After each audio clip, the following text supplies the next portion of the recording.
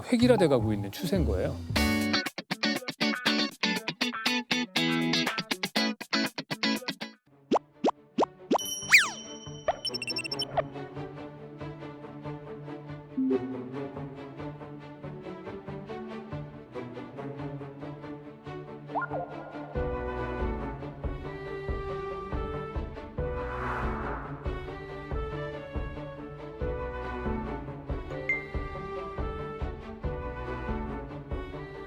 근데 두 분이 방문한 곳이 해부국장이라고 들었어요? 아, 옛날에는 온전히 대학이었겠지만 그 대학이 현재는 이제 다른 용도로도 사용되고 있어서 그중에 2층이 바로 저 해부학 말씀하신 해부학 극장이 2층에 현재 있더라고요. 네, 그 와중에 해부국장이라면 예. 말 그대로 해부. 예, 그렇죠. 근데 이게 좀 해군대 극장이다란 말이 조금 낯설게 느껴질 수 있을 거예요. 그러니까 테아트로 아나토미코라고 해서 해부 극장이라고 표현했는데 우리 극장이 영어 단어로 어떻게 되나요? 티어터. 맞아요. 티어터. 그 티어터라는 단어는 이제 이탈리아는 극장이 영어로 그 얘기했는데 되게 칭찬받았어요. 나 교수님 학생하고 싶어요. 예, 이게 영어도 이탈리아는 테아트로인데 테아트로. 이게 원래 그리스어에서 나온 단어예요. 그러니까 그 테오레오 동사를 통해서 이제 티어터, 영화 극장도 그냥 우리가 보는 거잖아요. 네, 네. 근데 이론이라는 것도 티어리가 거기서 나와요. 그냥 보는 거. 예. 티어리. 네, 그래서 그 해부학 극장이라고 했던 거는 오늘날로 하면 그 해부학 시연을 하는 장소를 하나 이제 뭘 해부하나요? 인간의 신체. 벌써 이때부터. 예. 근데 그때부터 해부학을 한 거구나. 그래서 거기 재미있는 거는 이 가운데 이렇게 요만한 사람이 누울 수 있을 것 같은 어떤 대가 있어요. 딱 이 정도 높이에.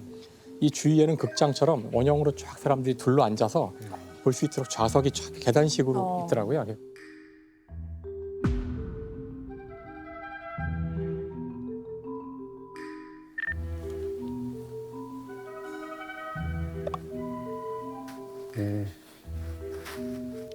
이게 나무 조각의 모습이 다른 데의 신체 조각하고 달라요. 그러니까 해부학적으로 디테일하게 있잖아요. 근육부터 해서 통상 우리가 다른 조각을 봤을 때 그것과 다른 역시 해부학 교실답게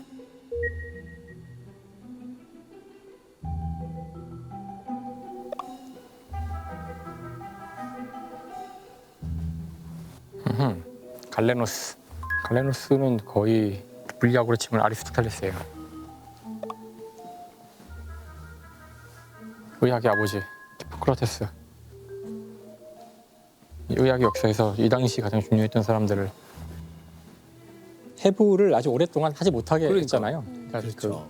여전히 사람 몸에 이제 칼을 대는 거는 대단히 천한 일이라고 여겼기 때문에 의사들이 하는 일은 거의 없었고요. 그 당시에 사람 몸에 칼을 대는 직업이 이발사밖에 없었다고 하더라고요. 칼로 이렇게 이발사가 와서 그러니까 머리 면도하고 가위로 자르고 이렇게 하니까 그 이제 그거 하는 김에 이제 살도 째라 이렇게 하는 거죠. 그래서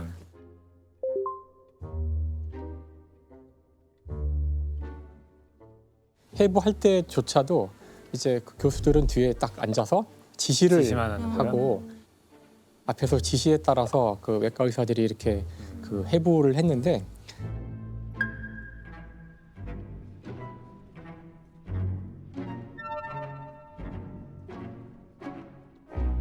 당시의 의학이란 것은 지금 우리 생각이랑 달리 의사들은 이론을 공부하고 그 이론 체계를 이해해서 사람들하고 이야기해서 병을 고치는 거고 오래전부터 외과 의사가 바로 이발사였고 그러니까 이거 째고 이런 거는 의사가 하는 일이라고 생각 안 했던 것 같아요.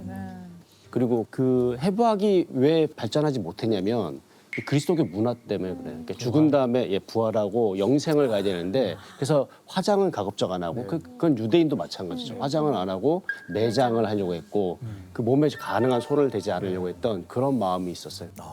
근데 이제 그 해부학이 본격적으로 발전하는 거는 선택의 여지가 없는 사건이 있죠. 유럽에 흑사병. 예. 그러니까 뭐 대략 흑사병으로 죽은 인원이 2,500만이라고 하는데 예, 이건 선택의 여지가 없는 거예요. 그 원인을 발견해서 이 문제를 해결해야 되는 절박함이 있었기 때문에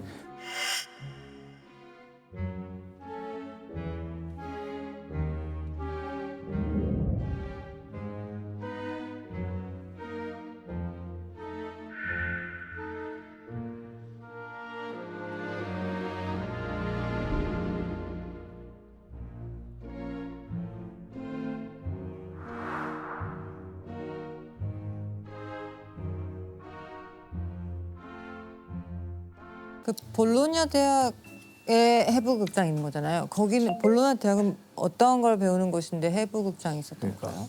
왜 그 학교에 생겼을까요? 왜 거기? 볼로냐 대학은 시작은 법학으로 시작을 아, 했어요. 진짜요? 네, 시작은 법학이었어요. 법대가 유명하구나. 예. 그리고 이제 두 번째 대학이 파리 대학으로 알고 있는데 그래요? 거기선 신학이었어요. 신학. 그러니까 시작이 그 뒤에 나중에 의학이 추가가 돼요. 그래서 사실 상당히 오랫동안 대학이란 곳은 신학, 의학, 법학을 배우는 곳이고요. 굉장히 사실 정치적이고 권력지향적인 것들이 만들어진 거죠. 그래서 강력한 그 왕권이 있거나 강력한 뭐 교황이 있거나 뭐 이런 지역들은 힘들어요. 그러니까 사실 왕권이 강한데 법이 무슨 필요가 있어요. 맞아요. 왕이 법인데. 그렇죠. 그런 왕권과 교황의 권력으로부터 약간 벗어나 있을 수 있는 지역만이 이런 자유로운 사상을 연구하고 법을 연구할 수 있는 곳이 열리는 건데 그게 바로 약간 무풍지대였던 이탈리아였던 거예요. 그래서 여기에 선생님은 다른 지역과 달리 성직자가 아니었어요. 그러니까 일반 교수님인 거예요. 그래갖고 여기에 이제 왜 법대가 시작되냐면 유명한 법학 선생님이 있었어요. 아 역시. 역시. 이르네리우스 선생님이라는 법학 선생님이었어요. 어느 날 도서관에 가서 책을 쭉 보다가 그냥 먼지가 켜켜이 묻은 책을 발견해요. 그래서 이게 뭐지? 한번 봤는데 로마법이 나오는 거예요. 그래서 이분은 그냥 보기 시작했는데 해석이 안 되는 거예요. 이게 왜 이게 뭐 이거 너무 내가 어디게 모르는 단어가 막 나오네? 이제 알고 보니까 그게 바로 로마 폐망 때 쓰여진 옛날 로마 말이. 콘스탄티노폴리스에 쓰여진 그 로마법이었던 거예요. 그러니까 모르는 단어가 나오면 지금 쓰는 단어로 이제 밑에다 쓰고 이제 그런 식으로 혼자 공부를 하기 위한 용도로 쓰였죠. 그걸 뭐 얘기를 차담이나 뭘 할 밥 먹을 때 이르네스 선생님이 이제 다 이렇게 모여서 얘기를 하다 보니까 그 소문이 이제 강의가 된 거군요. 예, 학생들에게도 퍼지고 예, 맞아요. 그래서 강의가 된 거예요. 그래갖고 부모님이 너 거기 가서 경영 수업 좀 받고 와라는 차원에서 이렇게 보냈고 그리고 오면은 인적 네트워크가 생기는 거야. 가서 거기서 좀 누구랑 좀 친해지고 와라. 뭐 이런 식의 맥락도 예, 있었어요. 그때는 지금 어디나 똑같네요. 그래갖고 학생들이 많이 몰려와서 이제 뭘 하냐. 자기가 배우고자 하는 교수님을 찾아가서 지금 우리가 당신의 수업을 들을 사람이 한 6명 정도 모였는데 과외 요청을 네, 하는 거예요. 과외 요청을 하는 거예요. 예, 맞아요. 과외를. 네. 그래서 내가 지금 내가 유명도가 이렇게 있는데 내 강의료는 이 정도 줘야 해. 라는 걸 들으면 이제 그 학생 대표가 가서 우리한테 다시 다 얘기하는 거예요. 야, 선생님 만나봤는데 학생들하고 강의로 얘기하는 건 좀 그런데요. 처음에 그랬어요. 그러면 우리가 6명이니까 이걸 n분의 1로 N분의 하면 일로 하자. 우리 얼마씩 내야 된다. 그래서 이제 기본적으로는 학생들의 조합이었고 아까 이제 선생님이랑 이제 협상도 해야 되니까 이 학생들의 모임이 유니버시티였대요. 학생 조합이 유니버시티였고 그게 말도 유니버시티. 지금 그 여기서 나온 어원이 거기서 왔다. 물론 유니버시티는 영어니까 그것에 해당되는 라틴어겠죠. 네, 이제 뭐예요? 어떻게 되냐면 정확히는 그 우니베르시타스 스콜라름 수강생들의 모임이에요. 그런 거예요. 그러니까 우리가 이제 그 수강생들의 모임이 우니베르시타스였고 그것이 우니베르시타스가 우니버시티 대학이라는 대학이 됐죠. 교육도 있었지만 이게 파급 효과가 너무 많았어요. 그러니까는 학교가 딱 생기면 많은 학생들이 몰려오고 많은 학생들이 오면 기숙사도 해야 되죠, 책도 사봐야 돼요. 이 사업이 너무 잘 되는 거예요. 진짜 산업이죠. 사실 대학이 지금 88년 그러니까 거의 한 11세기 12세기에 시작돼서 처음은 정말 엄청나게 이게 성공을 했거든요. 그러니까 전 세계 그러니까 전 유럽이죠. 유럽 전역에 다 도시마다 대학이 만들어지고 했는데 이제 대학의 역사에서 첫 번째 위기라고 할 수 있는 국면이 시작돼요. 그게 바로 인쇄술이거든요. 그 전에는 그 귀족 자제들 모아놓고 주로 낭독을 했다 그러는데 그 그게 당시에 렉처예요. 렉처라는 렉처. 게 그 교수가 강의로 갖고 그냥 읽으면 돼요. 읽는 거예요. 내가 읽거나 상대방 보고 읽으라고 하거나 그래서 그 전에 이제 책을 독점하고 있던 교수들이 자기들만 책 보고 내용 가르쳐주고 할 수 있었지만 이제는 책이 막 인쇄해서 나가자 더 이상 그렇게 지식이 갇혀 있지 않은 것이 중요한 이유였는데 책 사갖고 집에 가서 읽으면 그냥 그대로 되겠네요. 읽어주면 돼요. 그렇죠. 다음 두 번째는 국경이 세워지기 시작하는 그러니까 국가가 중요해지면서 국가가 만들어지기 시작하자 이제 국가 간의 장벽과 이동의 어려움이 생기고 그 다음에 언어가 이제 라틴어로만 쓸 수 없게 되는 상황들이 생기자 대학이 서서히 질식해가기 시작하는데 그다음 동시에 이제 대학은 자유로운 사상이 아니라 이제 국가에 부역하는 쪽으로 바뀌기 시작해요. 국가의 도구가 돼가는 거죠. 무슨 뜻이냐면은 국가는 법학과 의학을 졸업한 사람들을 필요로 해요. 그렇죠. 그거는 중요하게 인력을 키워내고 하지만 그 이상의 것은 필요 없는 거예요. 사실은. 그래서 여기에는 그 의학과 그 신학과 법학을 공부할 사람들이 와서 공부하고 그 이외의 역할은 그냥 귀족 자제들이 와서 그냥 대충 거예요? 그냥 뭐 자기들 친분 쌓고 이런 식으로 점점점 변질되어 가는 거죠. 점점점. 그 대학의 입장에서 수입원이기도 하고. 그렇죠. 그들이. 사실 벌써 한 16세기, 17세기가 되면은 이미 대학은 그 핵심적인 학문을 수행하는 역할을 다 잃어버려요. 그래서 많은 사람들이 아카데미나 다른 대학 밖에서 다 연구를 하게 되죠. 그러니까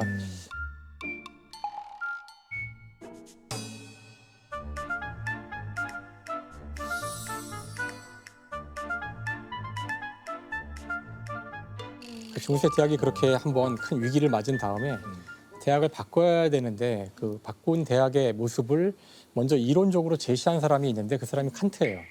칸트. 네, 그 칸트가 제시한 이제 교육의 모형이 뭐냐면은 대학은 이 국가에 종속되지 않는 힘이 필요하다는 거예요. 국가와 싸울 수 있는 힘은 바로 자유 교양에서 온다고 얘기를 해요. 그게 바로 우리가 말하는 교양 과목이죠. 철학이나 무슨 문학이나 이런 예술이나 이런 게 바로 이제 그 교양 교육인데 그래서 그 이론에 기반을 해서 실제 독일에서 대학이 만들어져요. 이게 독일 대학이 바로 이 근대 대학인데 베를린 대학 바로 훔볼트 대학이라고 하는 전공 교육은 초창기 대학과 같이 세미나와 실무적인 걸 다 하는 그런 교육도 해야 되고 동시에 교양 교육을 같이 시켜서 아이들을 지적으로 무장시켜서 국가와 싸울 수 있게 해야 된다는 거죠. 그래서 그게 바로 독일식 대학이에요.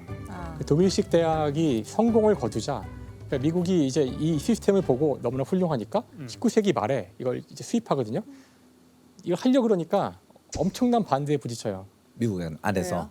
왜냐하면은 그러니까 이게 기존의 교수들 입장에서는 그 전에 해오던 방식과는 다르게 하라는 뜻이거든요. 어렵죠. 네, 근데 훔볼트식 교육은 독일 교육은 그게 아니고 토론도 해야 되고 심지어 자연계는 직접 실험도 하고 그 실험과 학생과 같이 해서 논문을 쓰고 이런 일이 시작되는데 미국은 하자 그러니까 다들 내가 미쳤어? 안 할래. 다들 강력하게 저항을 하는 거예요. 그래서 이제 존스 홉킨스 대학이 처음으로 이제 새로운 체제를 만드는데 바로 대학원을 만들어요. 대학원. 존스 홉킨스가 대학원도 처음이군요. 네, 이게 최초의 대학원인데 그래서 대학원이 생겼 그 대학원 교육이 시작되는데 이 대학원이 너무나 성공적이어서 아주 전문적인 교육은 대학원에서 하는 이 체제가 만들어지는 거죠. 20세기 초쯤 되는 거죠. 근데 이게 대학이라고 하는 거가 이제 처음에 시작할 때부터가 지식과 정보를 전달하는 입장이잖아요.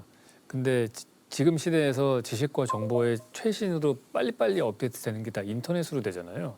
그리고 어떤 대학들은 뭐 MIT 같은 데들은 주요 과목 같은 것들도 다 온라인 강의로 올려가지고 인도에 있는 어떤 빈민가의 사람도 다 들을 수 있게 하고 그런 기능들이 이제 지식 전달이 굳이 내가 대학을 가지 않고서도 다 얻을 수 있게 되면 근데 이제 궁금한 거는 여기 계신 분들은 그럼 대학이 이제 없어질 것이냐 아니면은 뭐 연구기관 따로 있고 아니면 여기서도 사람들하고 만나는 뭐 수업 말고도 다른 것들이 또 많잖아요. 근데 그것 때문에라도 맞아요. 존속할 것이냐. 너무나 중요한 지적인데 사실 이제 우리가 대학의 두 번째 위기를 논할 때가 왔다고 생각하거든요. 그렇죠. 물론 지금부터는 이제 제 생각이에요. 그러니까 이제 앞에 대학의 역사에 대한 책을 보고서 이제는 국가는 아니지만 새로운 권력이 우리 대학이 그 권력에 저항하지 못하게 만들고 있어요. 현재 대학은 기업에 종속되고 있어요. 기업이라는 새로운 적이 나왔는데 기업이 원하는 방식으로 맞아요. 아이들을 가르치고 기업이 원하는 학과를 만들기도 하고 맞아요. 모든 랭킹들은 취업률로 다 계산되고 첫 번째 대학의 위기 때 국가와의 관계에서 생겼던 똑같은 일이 맞아요. 지난 몇십 년 동안 대학에서 벌어지고 있는데요. 실제 우리 70년대, 80년대의 대학은 정부와 싸우는 최전선에 있었잖아요. 사실 그게 대학의 힘이에요. 대학이야말로 어떤 말이라도 할 수 있고 어떤 생각도 할 수 있는 곳이어야 하는데 이제 우리는 기업과의 관계에서 대학이 더 이상 그렇게 못하거든요. 그럼 벌써 이제 과거에 그 대학의 위기가 똑같이 온 것이기 때문에 저는 그 진짜 건축학과의 교육을 보면서 그걸 절실히 느끼는 게 제가 학부 다닐 때는 되게 자유롭게 사고할 수 있고 자유롭게 그 공부를 할 수 있었는데 어느 날 갑자기 딱 졸업하자마자 사무실에서 써먹을 수 있는 인재상이라는 게 있잖아요. 그러면서 모든 대학들이 다 획일화돼 가고 있는 추세인 거예요. 옛날에는 뭐 홍대는 홍대 스타일이 그쵸, 있었고 그쵸. 뭐 연대는 연대 스타일, 뭐 서울대 서울대 스타일 이런 게 있었는데 그게 아니고 그러니까 말씀하신 그 사회에서 만들어 놓은 시스템에 저항하는 거에 완전히 반하는 쪽으로 그렇죠. 더 가고 있는 분위기인 것 같다는 근데 생각이 저는 그거에서 진짜 자유로운 건 사실 문학인 것 같아요. 근데 문학 교육은 사실 뭐 어떤 기업하고 결탁될 일도 사실은 없고. 네. 근데 사실 그래서 대학에서 공부해야 되는 것 같아요. 그렇죠. 맞아요. 저는 그래서 문학 교육이라는 것도 뭔가 기술을 아카데믹한 무언가를 가르치는 거랑은 좀 저는 좀 별개라고 생각하거든요. 그리고 어떤 뭐 시류라는 게 있을 수는 있죠, 문학 안에서도. 근데 그거를 강요하거나 뭐 모델링하는 게 문학 수업은 전혀 아닌 것 같고 저는 아까 선생님들 말씀 들으면서 우리가 팬데믹을 경험할 때 모니터를 두고 수업을 한 적이 있었잖아요. 네, 네. 근데 지식을 전달하는 것만이 목표라면 사실 얼마든지 뭐 1,000명, 네. 10,000명 인도에 있는 누구까지 전달할 수 있는 매체를 활용하면 되겠지만 학생들이 대학에 와서 배우는 것들 중에 또 중요한 하나는 그 상호작용과 관계인 네. 것 같아요. 맞아요. 대화를 하고 토론을 하면서 아, 이 사람 생각이 이렇구나. 정말 그 디스커션이 이루어지는 장소잖아요. 그래서 저는 이 대학이라는 장소가 여전히 그 모니터가 없이 이 현장에서 반드시 이루어져야 되는 몫이 있다고 생각해요. 맞아요. 그래서 맞아요. 너무 필요한 거라고 생각하고요. 저희가 이제 가끔씩 학생들이나 뭐 아이들이 그 장래 희망 이런 것도 얘기할 때가 있잖아요. 뭘 하면 좋을까 그러면 정답은 아닐 수 있지만 흔히 이제 좋은 답이라고 얘기해 준 것 가운데 하나가 장래 희망을 생각할 때 직업을 생각하지 말라 그러잖아요. 네. 직업을 생각하지 말고 어떤 일을 하는 것이 좋은지를 생각해 보고 그때 거기서 맞는 직업을 찾아가면 된다고 이제 보통 이제 이 답이 아주 좋은 답이라고들 얘기하는데 지금은 이제 직업이 먼저 정해진 상황이라 다름없거든요. 정확히 현재는 기업이 원하는 대로 만들어주고 있어요. 요즘에 보면 되게 유행하는 직업이 생길 수 있잖아요. 네. 그 다음에 과가 생기는 거예요. 네. 그러면은 대학을 안 가고 할 수 있는데 대학이 껴요. 그렇죠. 20살에 할 수 있는 걸 23, 4세 하고 있는 것 같다는 생각이 들고 그러니까 대학이 중간에 끼는 듯한 느낌이 드는 거예요. 근데 저는 그런 거 볼 때마다 좀 어이없는 게 그런 거예요.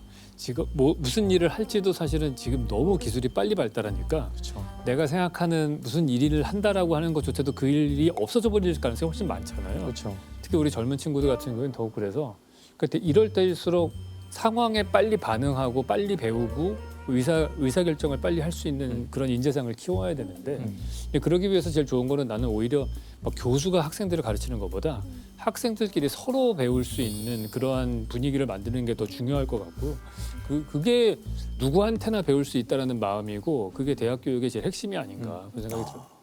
그러니까 빨리 무언가가 되어야 한다는 강박과 생각들이 너무 많아요. 실패하면 네. 너무 누저같이 느껴지는. 네. 근데 우리는 변화하는 과정이고 되어가는 과정인 거거든요. 그러니까 그 거기에 조금 초점을 맞추면 좋지 않을까 대학 교육이 그런 생각해요.